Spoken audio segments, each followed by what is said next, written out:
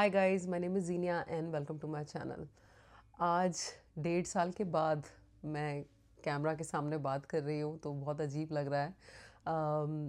बहुत टाइम हो गया कोई अपडेट शेयर किए हुए यूट्यूब पे, और मुझे कुछ दिन पहले ये लगा कि मेरी खुद की जर्नी में यूट्यूब ने कितना असेंशियल रोल प्ले किया है। तो मुझे भी अपनी जर्नी ज़रूर शेयर करनी चाहिए यूट्यूब पे उन लोगों के लिए उन्हें जिनको शायद मेरी जर्नी से थोड़ी हिम्मत मिलती हो। तो मन तो कभी चाहता ही नहीं है ऐसा कोई काम करना जिसमें आपका खुद का कोई सेल्फिश मोटिव ना हो। तो मैं सोच रही थी कि किसी दिन मेरा मन चाहेगा कि मैं फ़ोन लेके बैठूं और वीडियो रिकॉर्ड करूं। नहीं, मन चाहता नहीं है ऐसा कोई भी काम करने के लिए जहां आपको इमीडिएट बेनिफिट्स ना मिले, बट कुछ काम आपको इसलिए करने होते हैं क्योंकि वो करने सही हैं। तो आज बहुत हिम्मत लगा के अपने हस्बैंड को बोल के कि आप बेटी को संभालो और मैं थोड़ी देर यूट्यूब वीडियो बनाऊंगी। आज मैं बहुत हिम्मत जुटा के यहाँ पे बैठी हूँ आप लोगों के साथ अपनी जर्नी शेयर करने के लिए। आप में से जो लोग मुझे इंस्टाग्राम पे फॉलो करते हैं उनको ये पता है कि I have a second daughter now. Yes, I got pregnant in December 2024 और अब हमारी एक नहीं दो बेटियां हैं। दूसरी बेटी का नाम जियाना है, जो कि जुलाई 2025 में पैदा हुई। और जैसे कि आप सब ये भी जानते हैं कि जब एज में मेरी फ़र्स्ट बेटी 2 साल की थी तब मुझे लूपस डायग्नोज हुआ था। तो इस वजह से हमने जो दूसरा बच्चा है वो प्लान करने के बारे में कभी बहुत सीरियसली नहीं सोचा, क्योंकि हमें लग रहा था कि इसके हेल्थ पे पता नहीं क्या रेपरकशंस होंगे और हमें अननेसेसरी रिस्क नहीं लेना है। और बहुत लोग बहुत बातें आपको बता देते हैं, डॉक्टर्स भी डरा देते हैं कई बार। तो इसलिए हमने बहुत ज़्यादा इस बारे में सोचा नहीं कि हमें क्या करना चाहिए क्या नहीं करना चाहिए। बट हर चीज़ की जैसे कि एक डिवाइन टाइमिंग होती है। तो जब टाइमिंग हुई सही तो आई गॉट प्रेग्नेंट, और जियाना जो है वो जुलाई में, जैसे मैंने आपको बताया, पैदा हुई। ये जर्नी जो है काफ़ी टचवुड बहुत अच्छी रही। शुरू के 1 या 2 महीने जो है बहुत ज़बरदस्त mental kind of breakdown हुआ मेरा, क्योंकि आप एक तरीके से ज़िंदगी जीने के आदी हो जाते हो जब आपका बच्चा काफ़ी इंडिपेंडेंट हो जाता है। और एज में 7 साल की थी तब जब मैं प्रेग्नेंट हुई। तो ऐसा लगता है कि अब ये बहुत बड़ा चेंज आ रहा है, हम इसे कैसे हैंडल करेंगे। हम इतने अपने तरीक़ों में सेट हो गए हैं, we are so set in our patterns कि क्या होगा। तो शुरू में 1-2 महीने ऐसा लगा कि ये कैसे प्रेगनेंसी, और मैं इंडिया भी नहीं जा पाऊँगी कुछ टाइम तक, एटलीस्ट 2 साल तक मैं इंडिया नहीं जा पाऊँगी। तो मैं बहुत परेशान हो रही थी 1-2 महीने। बट जैसे कि हमेशा होता है मेरी लाइफ में, एटलीस्ट मैंने देखा है कि जब भी मैं जवाब मांगती हूँ, जब भी मैं हेल्प मांगती हूँ इस एनर्जी से, भगवान से, आप जो भी बोल सकते हैं उसको, यूनिवर्स से, तो आपके पास आंसर्स चल के आते हैं। तो दिसंबर में मुझे प्रेगनेंसी का पता चला। जनवरी में मुझे लगा कि ये नेगेटिव होके इस तरीके से अपने बेड में लेट के तो कोई आंसर्स नहीं मिलने वाले हैं, और ये प्रेगनेंसी बहुत बहुत ही नेगेटिव हो जाएगी अगर मैं इस एनर्जी को अपने आप को ओवरकम करने दूंगी। तो मुझे अपनी एनर्जी को बदलने के लिए, अपने आप को अपने थॉट्स बदलने के लिए थोड़ा कुछ पॉजिटिव पढ़ना पड़ेगा, कुछ अच्छा अपने माइंड को देना पड़ेगा, अच्छी बातें सुननी पड़ेंगी। तो मैं जिड्डू कृष्णमूर्ति को बहुत टाइम से फॉलो कर रही थी, बट मुझे उनकी बातें बहुत ज़्यादा समझ में नहीं आती थी। बट उस टाइम पे पता नहीं क्यों एक अट्रैक्शन सी हुई कि उनकी बातों को मुझे सुनना चाहिए इस टाइम पे। तो मैंने इस बार ये सोचा कि मैं उनकी बुक ही ऑर्डर करती हूँ, क्योंकि वीडियोस में जो है वो 5 मिनट की वीडियो में वो क्या कह रहे हैं वो समझना थोड़ा मुश्किल हो जाता है। तो मैंने उनकी बुक स्टार्ट करी रीड करनी इन जनवरी, जब आई थिंक 3rd मंथ था मेरी प्रेगनेंसी का। और उनकी बुक्स पढ़ने के बाद मुझे धीरे धीरे धीरे धीरे थोड़ी शांति महसूस होने लगी। और उसके बाद आप मानेंगे नहीं कि ये प्रेगनेंसी बहुत टचवुड बहुत अच्छी गई।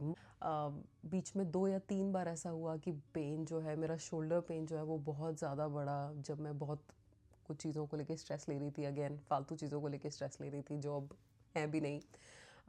तब 1-2 बार ऐसा हुआ कि शोल्डर में बहुत पेन था, और आप कोई पेन किलर्स भी नहीं ले सकते हो प्रेगनेंसी में। तो वो दो, actually I can count it, I think maximum 2 बार ऐसा हुआ कि वो शोल्डर में पेन था, बट वो रेस्ट करने से 2-3 दिन में ठीक हो गया। ओवरऑल प्रेगनेंसी में एज सच लूपस की वजह से कोई ख़ास चेंजेस नहीं आए।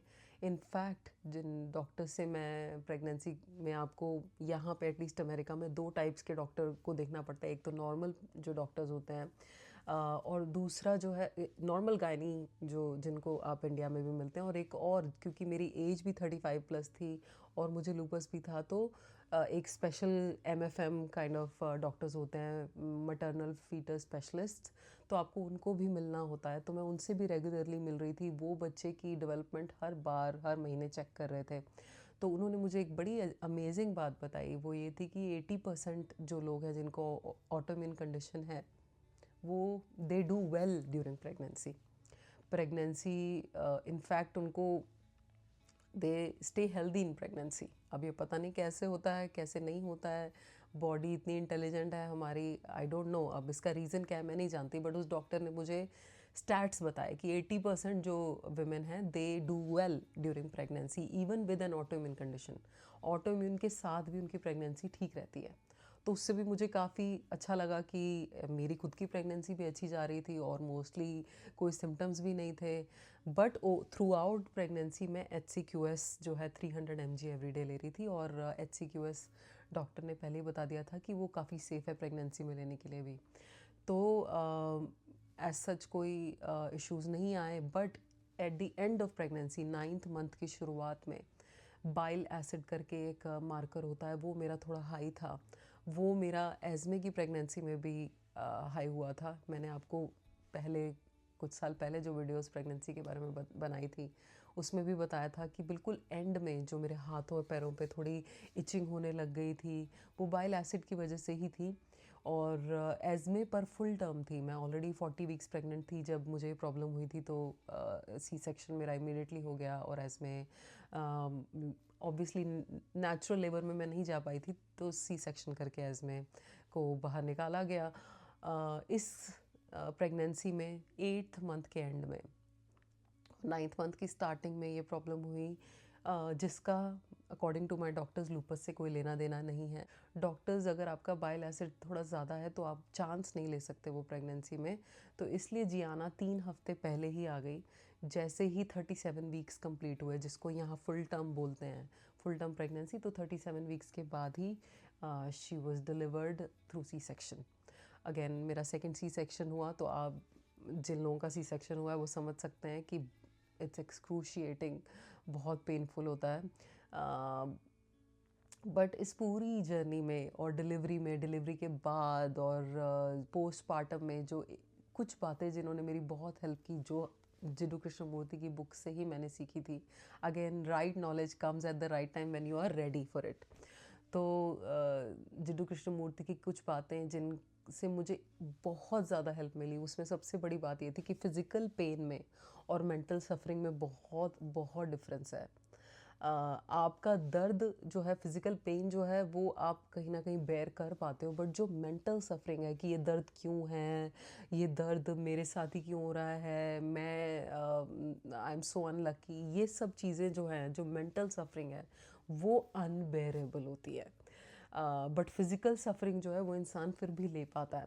तो मैं हमेशा अपने आप को थ्रू आउट दिस प्रेगनेंसी ये पूछती थी कि जीनिया, फिज़िकल पेन को जस्ट रेट आउट ऑफ 10 कि पेन कितना बुरा है।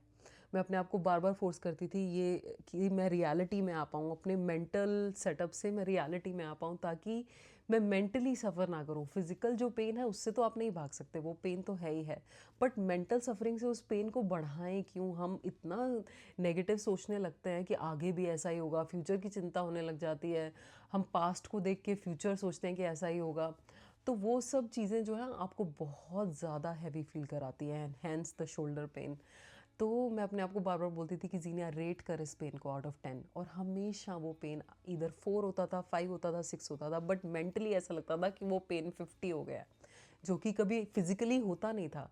आप अपने आप से पूछिए, या नेक्स्ट टाइम जब आपको पेन होता है, ये करने की कोशिश करिए और देखिए अगर आपको भी हेल्प मिलती है, कि आप अपने आप से पूछिए कि फिजिकली पेन कितना गंदा है, और क्या मेंटली आप उसको बहुत बड़ा बना रहे हैं, या वो जेन्युइनली इतना बुरा है। अगेन मेरा आंसर और आपका आंसर सेम नहीं होगा, बट आप अपने आप के साथ एक्सपेरिमेंट करने की कोशिश करिए, देखिए आपको कैसा लगता है। क्योंकि मेरा आंसर कभी 10/10 भी नहीं हुआ, कभी भी पेन इतना ज़्यादा भी नहीं था कि मैं उसको ले ना पाऊँ। इवन डिलीवरी रूम में सी सेक्शन के बाद का पेन भी 10/10 कभी नहीं था। ऐसा था कि मैं उसको 7-8 मैक्सिमम, हमेशा बॉडी हमेशा कहती थी कि इट्स फाइन, इतना बुरा पेन नहीं है, बट मेंटल जो है, आपकी थॉट्स जो हैं, वो आपको ये बोलती थी साइकोलॉजिकली कि ओ माय गॉड, ये पेन इतना बुरा है कि आप इसको ले नहीं सकते, आप मर जाओगे, आप यहीं पे आपकी डेथ हो जाएगी, आपका इतना पेन है। लाइक इतना एग्जैजरेट कर देता है आपका दिमाग आपकी चीज़ों, छोटी छोटी बातों को। तो डिलीवरी रूम में भी मैं अपने आप को ये बोली थी कि जीनिया अभी प्रेजेंट में रहो, come to the present moment. तो that's the first thing that help me the most, coming to the present moment, और उसको जैसा है वैसे ही देखना, उससे भागने की कोशिश ना करना। दर्द जितना है उतना ही बर्दाश्त कर रहा हो, उससे ज़्यादा अपने दिमाग में बनाने की ज़रूरत नहीं है। और मैं इतने लोगों के मेरे पास जो मैसेजेस आते हैं इंस्टाग्राम पे, यूट्यूब पे, कमेंट्स आप लोग करते हो, एक चीज़ जो बहुत कॉमन है हम सब में, वो ये कि हम बहुत ओवर थिंकिंग करते हैं। प्रॉब्लम इतनी सी होती है और हम उसको सोच सोच के इतना बड़ा बना देते हैं, और उससे क्या होता है, दिमाग में इतनी थॉट्स चलने की वजह से वो इतनी सी जो प्रॉब्लम है वो एक तो बहुत बड़ी हो जाती है दिमाग में, और उसके साथ जो लड़ने की एनर्जी है वो भी ख़त्म हो जाती है। इतना दिमाग हमारा हैवी हो जाता है विद आवर थॉट्स। तो that's the first thing that help मी कि मेंटल सफरिंग में और फिजिकल पेन में जीनिया बहुत डिफरेंस है। अभी जितना दर्द है सिर्फ उसी में रहो, दिमाग में जाने की ज़रूरत नहीं है, मेंटली सफ़र करने की ज़रूरत नहीं है। That is the most important thing. तो जिसने मेरी बहुत हेल्प की पोस्टपार्टम में भी, बच्चा पैदा करना एक प्रॉब्लम है, पर उसके बाद जब आपने सी सेक्शन के थ्रू बच्चा डिलीवर किया है, उसके बाद उस बच्चे का ध्यान रखना, ब्रेस्ट फीड करना, और अपना भी ध्यान रखना, अपनी हीलिंग पे ध्यान देना, वहाँ पे रियल स्ट्रगल स्टार्ट होता है। Oh my God, that is just too much. और उस टाइम पे अगर आपके पास सैनिटी नहीं है, और अगर आप अपने थॉट्स में गुम हो जाते हो, तो इट इज़ सो चैलेंजिंग। तो आप सिर्फ प्रेग्नेंट होने के लिए और बच्चा होने के बारे में नहीं, बट उसके बाद उस बच्चे का ध्यान कैसे रखना है, उस बच्चे की हेल्थ के लिए आप रिस्पॉन्सिबल हो, आप अपने लिए रिस्पॉन्सिबल हो। तो अगर एक बहुत सॉलिड हाथ पकड़ने के लिए नहीं है आपके पास, तो आप बह जाओगे, जहाँ लहर आएगी उसी के साथ बह जाओगे। मेंटल जो सफरिंग है वो आपको बिल्कुल कंज्यूम भी कर सकती है। तो इसलिए उस टाइम पे मैंने जो है वो फेथ का हाथ पकड़ा। मुझे ऐसा लगता था कि अगर मेरी बॉडी केपेबल है बच्चा पैदा करने के लिए, तो मेरी बॉडी केपेबल है इस बच्चे का ध्यान रखने के लिए। आसान नहीं था, पर बार बार खुद को प्रेजेंट मोमेंट में लेके आना, ओवर थिंकिंग से दूर जाना, ये जो है इस चीज़ ने मेरी बहुत हेल्प करी। और ये बिल्कुल नेचुरल प्रेगनेंसी थी, आईवीएफ या किसी भी तरीके का कोई प्रोसीजर, आईयूआई कुछ भी नहीं किया गया, naturally I got pregnant. But again ये, क्योंकि हमने इतना ज़्यादा सोचा ही नहीं इस बारे में कि हमें प्रेग्नेंट होना ही होना है, तो सहज में जो हो गया वो हो गया। तो इसलिए आपके लिए क्या सही जवाब है, आपकी हेल्थ रेडी है या नहीं, आप रेडी हो या नहीं, वो जब आप अपने आप से पूछिए। बहुत लोग मुझे इंस्टाग्राम पे मैसेज करते हैं कि क्या मुझे प्रेग्नेंट होना चाहिए। मैं आपको ये जवाब कैसे दे सकती हूँ आपके लिए, ये आपकी ज़िंदगी है, आपकी लाइफ है, आपकी हेल्थ है, आपकी बॉडी है, आपको पता होगा कि आपके लिए क्या सही है क्या गलत है। तो if you want to take away any message from this video, this is my message कि फिज़िकल पेन और मेंटल सफरिंग में बहुत बड़ा डिफरेंस है। तो इस एक्सपेरिमेंट को ज़रूर अपनी लाइफ में करके देखना। Reality is always much nicer than what we think in our thoughts. तो इस डिफरेंस को अगर आप अपनी लाइफ में देख लिया, तो आपकी लाइफ डेफिनेटली जीने के लिए थोड़ी आसान ज़रूर हो जाएगी। वही मैंने एक्सपीरियंस किया है पिछले 1.5 साल में, जियाना के साथ और प्रेगनेंसी में भी। तो यही है मेरी pregnancy journey. That's what I wanted to share with all of you in this video. I hope this you find this video helpful in some way. Overthinking थोड़ी कम करो और थोड़ा लाइटली ज़िंदगी को जियो। This is my message. Take care guys, bye bye, love you.